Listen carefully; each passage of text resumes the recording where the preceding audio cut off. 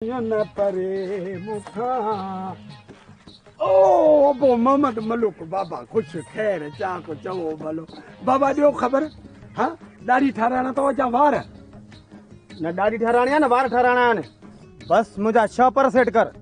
बाबा ॾिसो ज़मानो लॻो पियो आहे को कहिड़ी सोच थो रखे को कहिड़ी सोच को अचे थो चए थो मुंहिंजा वार बाबा अंग्रेज़ी स्टाइल ठाहे को थो चए माइकल जैक्सन जहिड़ा मुंहिंजा वार ठाहे हर को ॾिसो पंहिंजी सोच जो मालिक आहे न हाणे हवाल न कर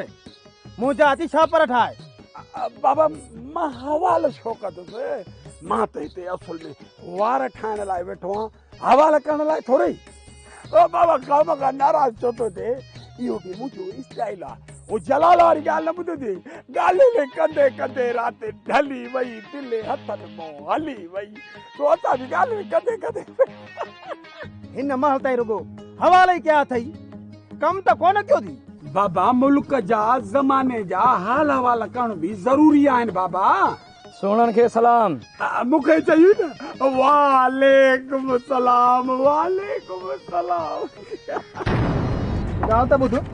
अरे वो हवाला भी कहना दिया रुको मुंह तो टाइम छो था कई बाबा ताई हिकिड़ो कार की मां मिसकीन था हणी मुंहिंजा टी टॉप सभु भञी छॾे यार कुहाड़ी हणी ऐं ज़बान कढे छॾिया मलूक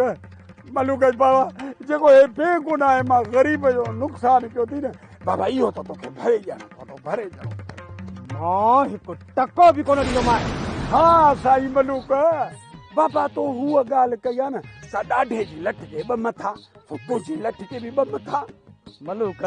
हिन मिसकिन खे छुपो मारी जेकॾहिं एॾो मुड़ुसु माण्हू आहे त हिन शहरी छोरे खे वञी मार कहिड़ो शहरी छोरो इहो शहरी छोरो जेको दिनू जे घर में रहियो पियो आहे मूं खेसि पंहिंजी अखियुनि सां ॾिठो आहे बनीअ में तुंहिंजी मंग सां मस्तियूं पियो कंदे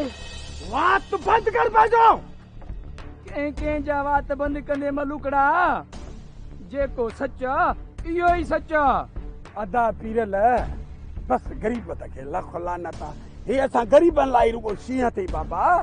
बाक़ी त अॼु हिन कामल खे कबर में लाहे थो अचां जिथे पीरल हूंदो उते बंबोर खे बाइयूं लॻंदियूं हाँ सही पीरल बाबा तू हुजे बस मुल्क रही आ बाबा रही